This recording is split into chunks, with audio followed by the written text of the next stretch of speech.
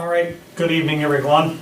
I'm going to call the regular city council meeting to order. It's Monday, May 8th at 6 o'clock. Do a roll call. Maureen? Here. Pat? Here. Gar? Here. John? Here. Lindsay? Here. Okay, and Bailey is on her way. So would everybody please stand and say the Pledge of Allegiance?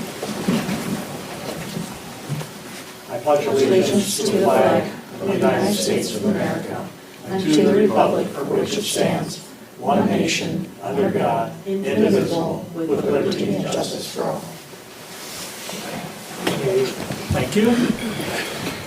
Okay, the next item on the agenda is public comments. The city will receive public comments on any issue related to agenda items.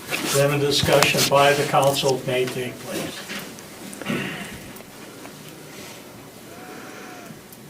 Okay, hearing none. Next item is the consent agenda.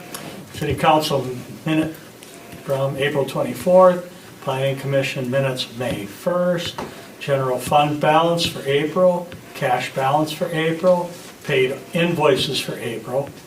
Special event permit approval on 502 Lake Street for the 1st of July.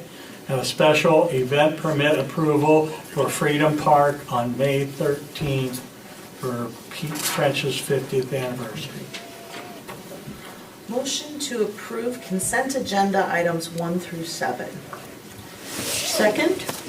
Okay, we have a motion, a second. Does anybody have any discussion on any of the items on the consent agenda? If not, all in favor say aye. Aye. Opposed? All right. Next item on the agenda is report of standing committees and commissions. We have nothing for the Finance Committee, Planning Commission. Get to the minutes here. Okay, so we had a site plan review for 1003 Campbell Street. There's a lengthy discussion on the color of the siding.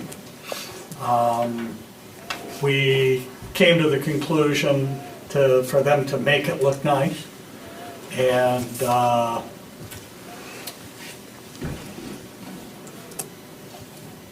there's some trees there that are going to stay, and they talked about maybe the landscaping and the parking. So the commission did approve to move forward with their site review. We also went through the final part of zoning code review, chapter 635. We talked about assembly structures and traffic visibility, loading and parking access. You can read it in your minutes if you need more in detail, but made a couple of changes on the off-street parking,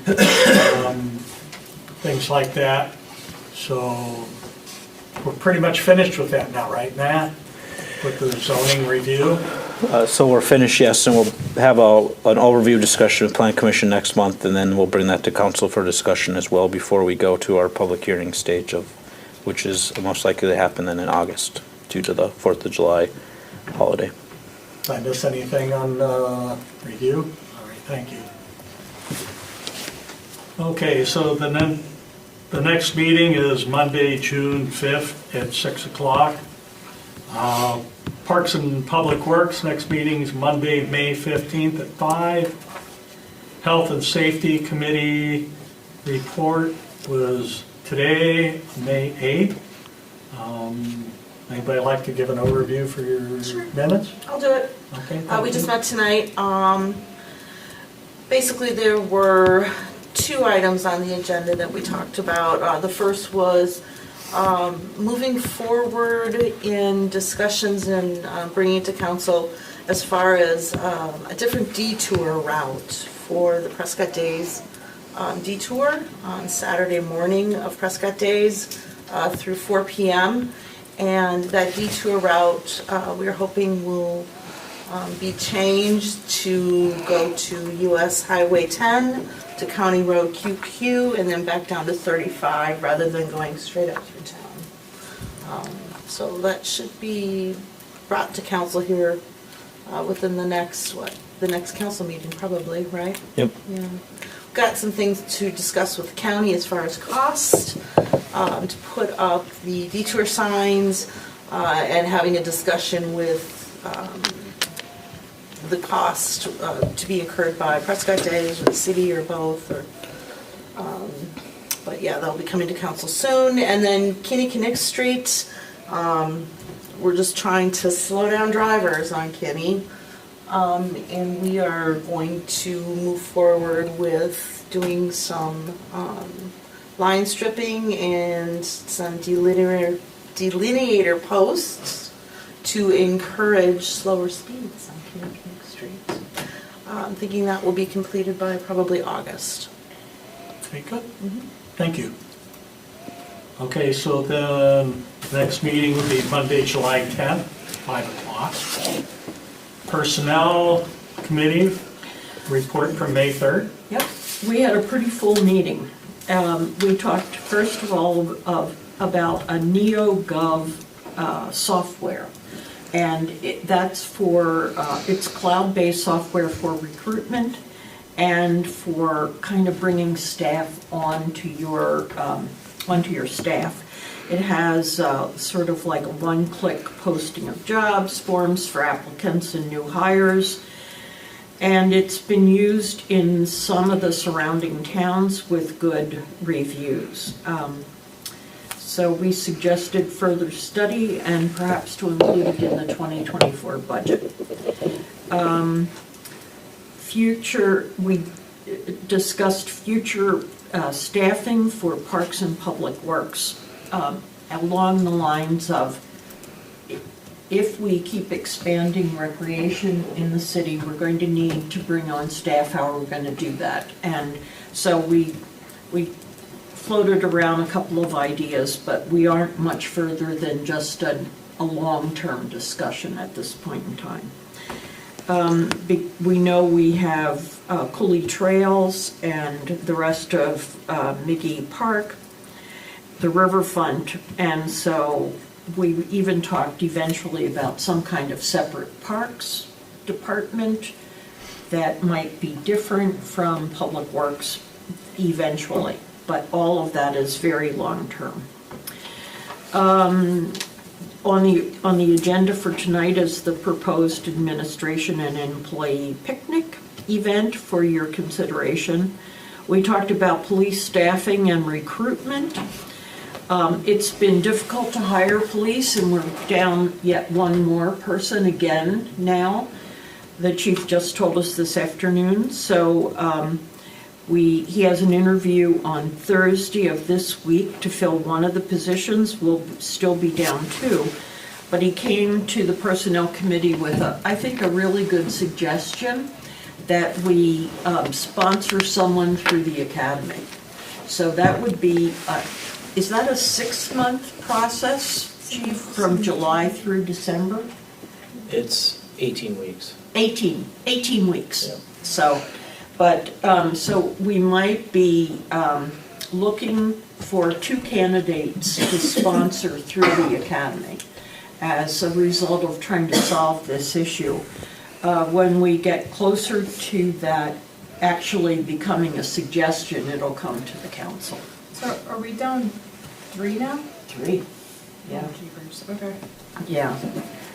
So, let's see. I think that's all we did. Anything else? Matt, do you think of anything else we did that in the personnel? No. I think that was it. I do have a question on the sponsoring. So what kind of obligation Yeah. do they have if we sponsor them once they come on board as a police officer to the city of Prescott? Well, there's a contract you can do with them and ask them to sign. Basically, the one that I gave Matt and the committee was a 3-year, 36-month contract where you if we say, okay, we're gonna sponsor you through the academy, but you're gonna give us 3 years. And then if you leave prior to that 36 month, then you would be on the hook for repaying, you know, if they're, it's broken up in 3 increments, 33, 66, and then 99%. So, and it depends on where you leave, how much you would be on the hook for, as far as training, equipment, you know, things like that. Okay, thank you. And this agreement will become before council for approval before we'd have anybody Right. sign it. All right, thank you, Marie. Let's see, you don't have the June meeting scheduled? I think it's every other month. Don't we meet every other month for personnel? Every quarter, so it'd be August August. Okay. 2nd. Okay, the next item on the agenda is public comments. The city will receive public comments on any issue not related to the agenda. Limited discussion by the council may take place. However, no action will be taken on any items, including receiving written requests or documentation of possible action at a future consideration.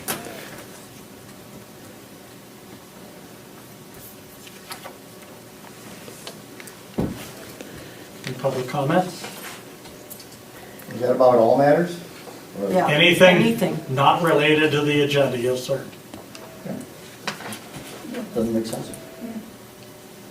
Okay, so, You have to come up here to the podium, please. Tell us who you are and where you're from. Thank you. good evening, I'm Tom Anderson, I'm Jan Anderson's brother-in-law and financial partner in Leo's Landing. And Jan sent me a copy of a letter that we received this week that said the city's no longer going to renew the permit for Leo's Landing, and we wondered, most of all, why, and was it, how did that decision come to be? Is there public outcry of a problem, or what? Fill us in what's going on. Totally out of the blue. Been there more than 50 years. We've owned it for 38 years. Never an incident, never anything but good citizenship and pay taxes, and this is a boating community, but what's behind the scenes? We'd like to see what we can do to resolve this. Anybody have? I have no problem. What did the letter say? Just said that the permit would not be renewed come December 2023. Well, we took several things into consideration. And this has been something that we've been kind of looking at for a while, but our biggest motivator with this is that we are moving forward with the next stage of our building a riverfront. So I would imagine that along with our business, the other businesses are for sale. That would be wouldn't that be the, Well, we own the property. no you don't. Yes, we do. Yes, we do. You own a little triangle, and that's all that you own. Everything along the river, the city owns. We've given you, we gave that to you at the last, when we did the last contract. We did the due diligence, went and got the certified survey map from the county, everything on record, and we showed you what you own and what you didn't. We did that at the last time in 2021, when we renewed your contract for 2 years. Yeah, and the survey is not correct. It didn't include the railroad easements given years ago. And I think we probably should just hire a surveyor and we'll talk about it. And by the way, right now the river is up to our property where the fuel tanks are. Okay, so there is no, all of the water, all of the land from the fuel tanks of the land we own to the river is underwater. That's owned by the Corps of Engineers. You can walk down there now,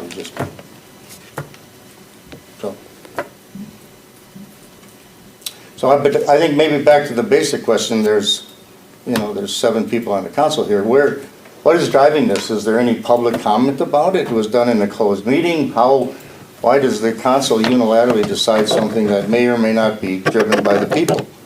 I'd like to understand that part. I think, as Dar said, where we started over at the bridge with developing our riverfront, and the plan is to continue to do that along through. And next phase is moving into that area. Look, have any of those businesses been contacted? We have millions of dollars in that marina. Well, we understand that. Okay. And when you say any of those other businesses, there were no other businesses there. Yours happens, I think, to be the first one there. The first one, yeah, then comes Croy, yeah. Right. So, And again, as we're planning or moving along, my thought is, me personally, that I think for the overall, for the city and the residents, that we can better utilize that space by developing this for more shared, rather than having it as a marina that's there. That was my vote for it. but it's a public gas stock. It sells refreshments and fuel, and Yeah, that's but I about still as think, public as you can again, get. in my opinion, I see the better, the bigger of having that whole community down there developed for more people to use. Now, doesn't mean that maybe, it's just, that's just my thought on it. Again, everybody gets their opinion, and that's fine. I think that probably if that's the direction, then I really would think the fair thing to do, as it states in the mission statement there, would be to contact those business owners and find out what's a resolution that's good for everybody. You just can't put a business out of business that's been in business for 38 years or 50 years, you know what I mean? What? Well, we honestly, we are giving you time.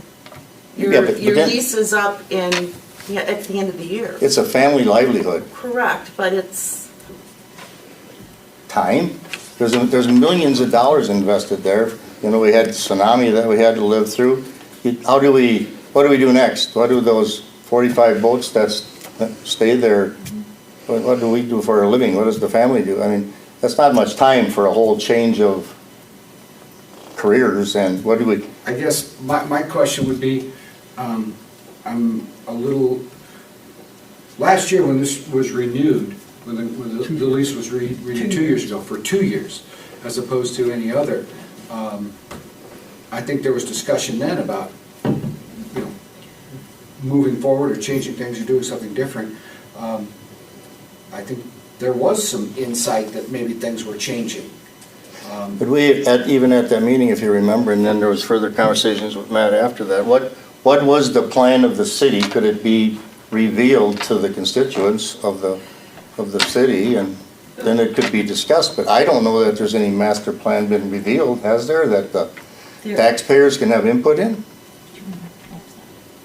I mean, maybe there's a vision of the council, but So we reviewed that in our parks and, Because we weren't quite there yet. in our parks meeting last time, that the next phases are under development, and that's kind of where the plan is going. Well, but, okay, if that's the direction it goes, but wouldn't it be good business, good stewardship to the city and the business owners to approach them Well, about a business transaction rather than a run you out of town? we're not trying to run you out of town. But where do you think it would go? So to the best interest of the city, in my opinion, it wouldn't be a business transaction. It would be to just end the lease. I mean, if you're saying for us to buy you out, which I think maybe is what you're insinuating, I don't think that's in the best interest of the city residents. But then it would be running us out of town. Well, for that, I'm sorry. And yes, that was part of the discussion that we had in the meetings. You can't have both, unfortunately. I mean, maybe there is a way to have both, but I don't see that. Maybe somebody else has got that idea, but. I think we should bring this back at the next council meeting as a council agenda item. Yeah, Because that's we're right. on limited discussion right now. And nothing's gonna come out of this anyway. It's not like I don't wanna hear what everybody has to say. But if we put it on the next council agenda, then it can be discussed in length. Okay. Could we get an official copy of the official report of the surveyor? You're talking the riverfront one that we had done? The one that you had done? Yeah, I mean, yeah, all that's public record, absolutely, Okay. yeah. I can give them another copy if that's what they're asking for, yes. Yeah, I think you We were have given a this. copy. No, we were, yeah, I just would say if there's any changes, we'd like to see that, but, Yeah, there aren't any Okay. changes. And what about the You have to status? come up to the podium, ma'am. Tell us who you are. Janice Anderson. I'm concerned about what's the status of Point St. Croix Marina. That's not on the agenda, so we're not going to be talking about that right now. Are they part of the riverfront improvement project? I just got done saying, we're not going to talk about that. Right So when can we talk about that? Just, can I Yeah, just the We're throw that putting in it on the there? next agenda item, Just or the next meeting. the lease agreement goes to 2030, so that's all that there is Because I to know they say. have a lease agreement too, and, Yeah. you know, I mean, Till 2030. yeah. But I think you should be some fairness in lease agreements for Okay. one marina to the other. All right, thank you. thank you. Next item on the agenda is Resolution 26-23, approving a site plan for 1003 Campbell Street. All the plans are in your packet. They came and they gave us a proposal, and I talked a little bit about it in the Planning Commission, and what they propose to do, their proposed addition. I think it looks really good. I think they did a really good job on it, and I did say that the Planning Commission did say to move forward with a few items, one of them being the, make sure it looks good from the street. John, am I missing anything from the Planning Commission on what we discussed about the site plan? I think that was the high-level item we discussed.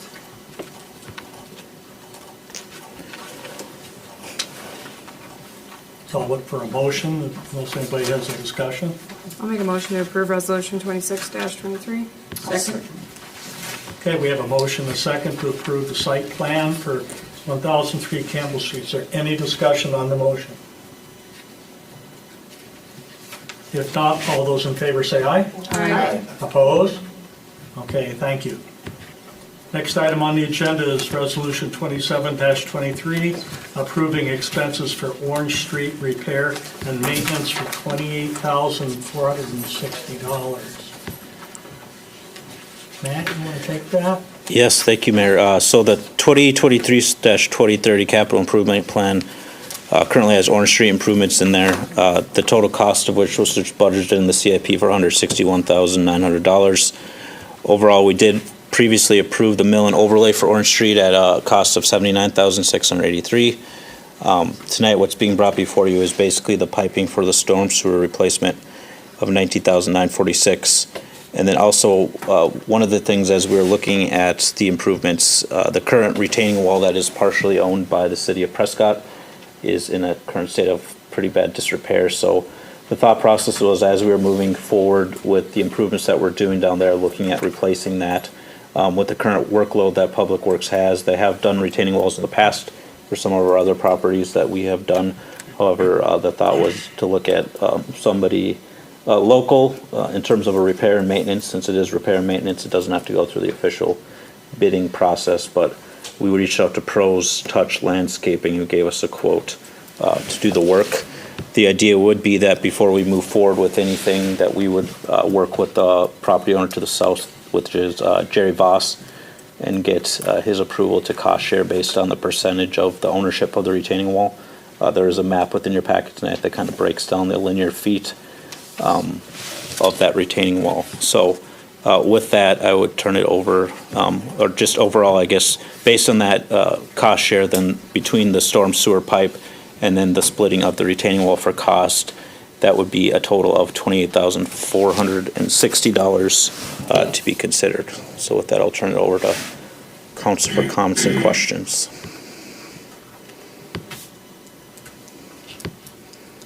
Do we have any questions? Do we have an account at Core and Main that Mike has set up? I would have to ask Okay. Mike, I'm not sure. Okay.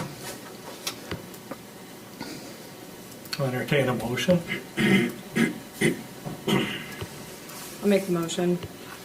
Needs to get done. Resolution 27-23, approving expenses for Orange Street repair and maintenance for the amount not to exceed $28,460. I'll second. Okay, we have a motion and a second to approve Resolution 2723. Any discussion on the motion? I just, so the owner knows that there's gonna be this, we're gonna do this work now? We've talked to them, he hasn't agreed to it yet, so if he doesn't agree to it, we wouldn't move forward with the retaining wall. So that would be the Okay. one caveat, is that if the southern owner, so there's no point in splitting the retaining wall and only doing part of it. It would just not structurally work, so. Right. If he wasn't interested in moving forward, then we would leave the Okay. retaining wall and just make what repairs we could to the wall. Okay, I'll need a roll call. Bailey? Aye. Maureen? Aye. Pat? Aye. Dar? Aye. John? Aye. Lindsay? Aye. Okay, thank you. Okay, next item on the agenda is approval of employee picnic and administration day. Matt? Thank you, Bear. So one of the items that we are trying to do is our IT closet. Currently, we have what they call a switch, which means as the internet and phone lines come in, they all go to like a soundboard where all the different lines, each phone and each computer plugs into a switch. Currently, our switch is completely full, so as we're trying to add, we need basically a bigger switch. We have a 36-port switch, we need to go up to a 64. That, on top of it, our IT closet is becoming a little bit disorganized, so we need more of a master organization cabinet, if you will. So between that and then discussion with staff and departments heads, we'd like to try to do an employee picnic. So the idea here would be to partner that same day, because when our IT consultant CIT would come in and do that work, we'd have to completely take all of our phone lines and our internet offline. So that would pretty much shut everybody down in the police department and the city hall. So the idea would be to try to make those happen on the same day on a Thursday, to try to organize that. And then on top of our picnic that we would then hold, we'd also have discussed one of the things that we don't get, a lot of the different staff and different departments don't get to see all the different things that go on. So we've talked about then after the picnic taking a tour of fire hall and starting to learn what goes on and what all equipment we have there, and then also taking a tour of our wastewater treatment plant as well on that same day. So with that, we would still need to organize based on approval, so it would be a Thursday. We would be putting out a Facebook post and messaging to let everyone know that city buildings would be closing early on a Thursday at 11:30 a.m. to have this administration training and picnic event. So I'll turn over to council for comments and questions. I don't. I'll make a motion to approve the employee picnic and administration training day. Second? Okay, we have a motion, a second to approve the City of Prescott training day on a Thursday to be determined once it's aligned with the IT consultant. All in favor say aye. Aye. Opposed? Okay, thank you. Next item on the agenda is tax increment district development incentive guidelines and discussion. Matt?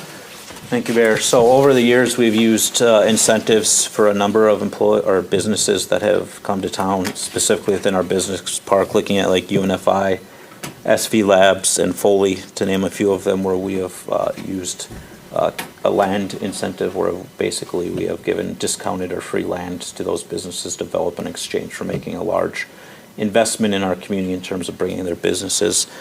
The one thing that we have been approached by 3 or 4 businesses, specifically in the last couple of years, asking for potential incentives. So one of the things I wanted to at least have a discussion with council, so as staff is getting approached by these things, we at least have a baseline for what we would or wouldn't consider before we brought it to council to even start entertaining the requests.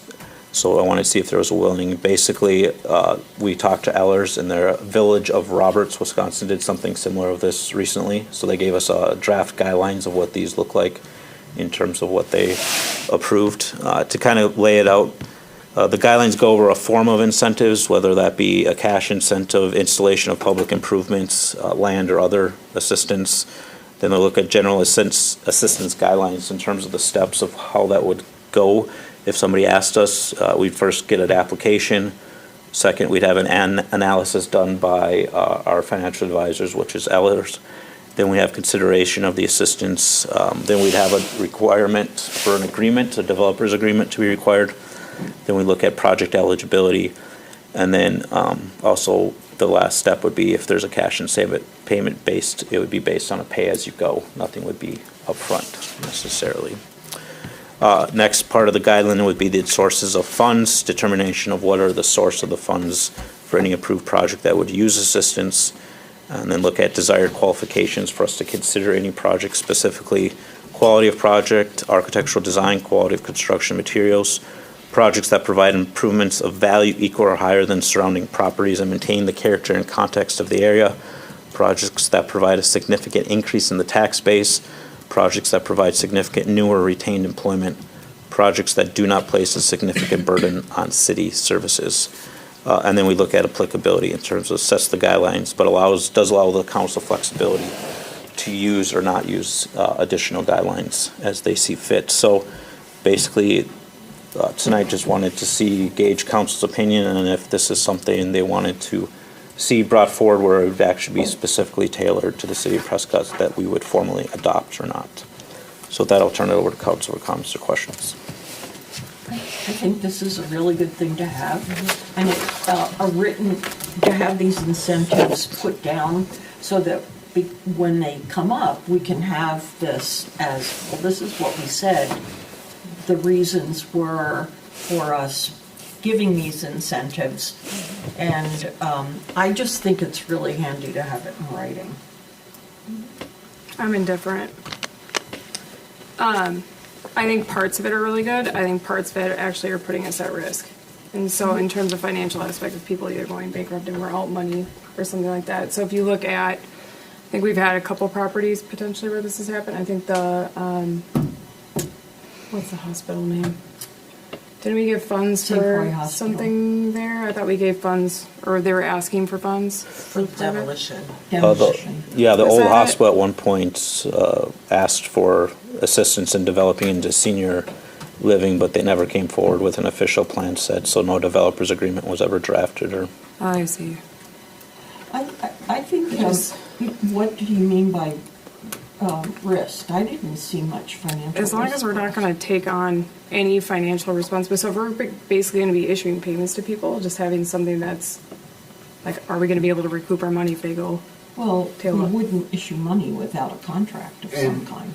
Well, And if I'm not mistaken in reading it, those payments would only come from down the road tax collections that would then pass through, and those are over a year delayed. Did I read that kind of correctly? In the So generally speaking, yes, when when agreement like this comes forward, you have a developer's agreement where you agree on an X amount of money, and then you look at the generation of property taxes that will generate specifically for the city, and then you say, okay, if you're going to generate this much per year and you want this much money, in order for you to recoup that cost, or the city to say, okay, we'll do that, we'll do a pay-as-you-go, so we would never necessarily do anything upfront as they generated that. So if for any reason that business or investment went out of business, then that would end the agreement. It seems funny, if I understand it correctly, instead of, another way to say it would be, you're just kind of deferring taxes as opposed to cash advance. Am I kind of right? Generally speaking, you're looking at how much that investment is going to generate for the community and the benefit to the community on top of the jobs and the other things that they're bringing. Yeah, okay.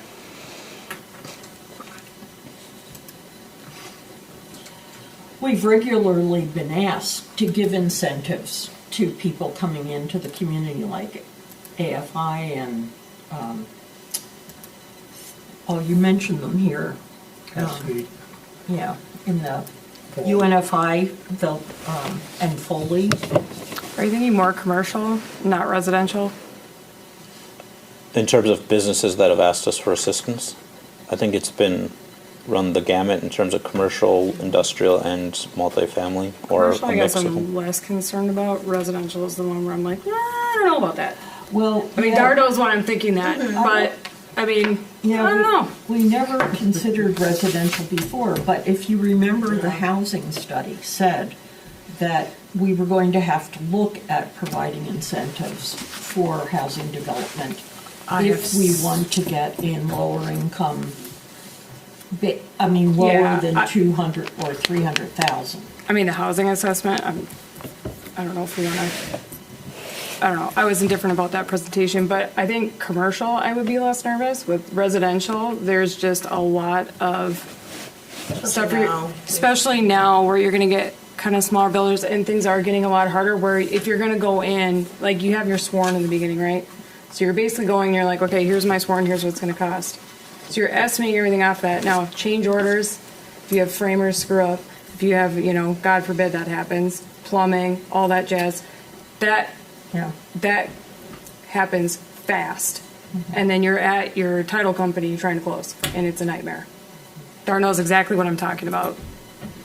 So I that's do the only thing, like, residential for sure. yeah, I would just say, like, maybe residential, maybe not as many. I don't know. Like, residential is what I get concerned about. Having a set of guidelines doesn't mean that you necessarily have to use them. Yeah, In any, I'm just stating, like, where one my case. concerns kind of lie. So I'm not against giving incentives to people. I just want to make sure that it's well thought out to where we're not going to be having, like, a half But you don't, built but these are just construction. guidelines. These aren't, I'm hearing you. yeah. I'm hearing you. It's not a for sure. It's still up to us, but I'm just saying considerations. Bless you. So I'm thinking about this with the piece of property that we have that we're looking to develop. Do we have anything that we could compare to? I mean, other than, yes, of course, we have the Roberts thing. For the size of property that we have, anybody have anything similar to that has one of these also in place that you would look at? In terms of the utilization of guidelines to actually create a developer's agreement and then, Yeah. Or is- I I mean, will- that's as close as you can get in our area. The I mean, Roberts- I'm used to in my previous, using pay-as-you-go quite often, but I think in terms of Prescott, we've only used land more on a regular basis where we've given away free land to developers that offer, and we still have a developer's agreement with all those like Foley and UNFI and Diversified, which is now SV Labs, that we signed. So they still are having, it's a similar process, it's just, I guess it's kind of how you get there and what Sure. they're asking for. Okay. Did you do a lot of that with residential? Not really, mainly commercial? There's some specifically, the same criteria with the residential, and it generally is more of the multifamily, not like a housing Like or. a D.R. Horton? Kind of where they're doing a full development? It was more like, I can't remember the one right off 61 as you're driving. Shepherd's Landing? Oh. No, I can't remember what. I'm just saying, to your point, we can make the decision on a case-by-case basis, and if there's a residential, I do think one of the things, though, that we have done with our closing, when we closed TIF number 3, is we set aside $300,000 that is meant for residential and lower income affordability piece. So if that's still something, as we're looking at projects, whether they be senior living, I know that's one thing that we hear often is that we want more senior living options within the community. Any other questions? I think it's a good thing to explore. I just wanted to caution on residential, basically. Need a motion to approve? I'll make a motion to approve. I'll second it. Okay, we have a motion, a second, any discussion on the motion? Not all in favor, say aye. Aye. Okay. We don't have any closed session. Other business, council workshop Tuesday, May 23rd at 5 o'clock. Any other business? Mayor, Go ahead. can we get a visual update on the riverfront development phases? Because I haven't seen that in a while, and I just. We don't have it yet. So we're working on that. So like, right, that's what I was saying. So like, we have the first phase of the riverfront done. Phase 2 is what we're in discussions on, and we're working with management to basically figure out what options do we want to look at. So we have ideas, but I don't have a concrete plan. Okay. More to come. Go ahead.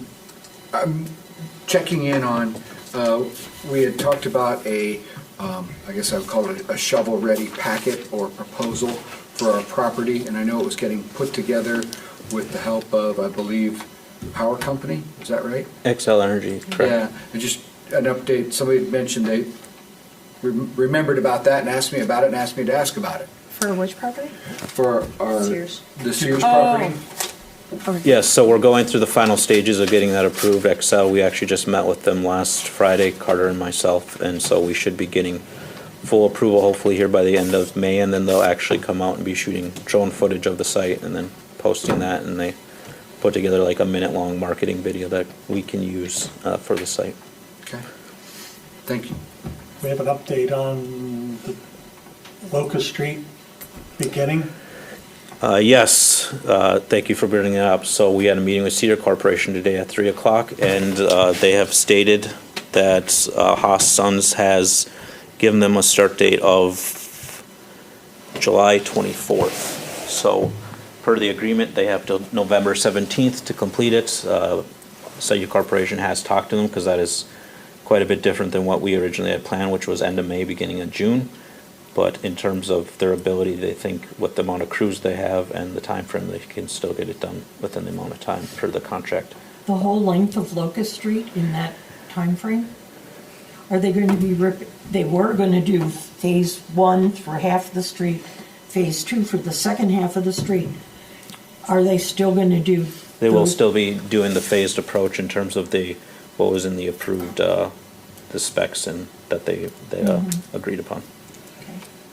And we're working with them right now. We're going to be holding a informational meeting with residents on the on that Locust Street on June 8th is the current plan to send that out and hold a community meeting for those people on Locust Street.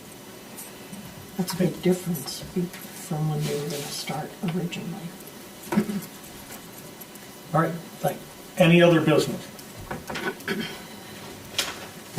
Motion to adjourn. Second.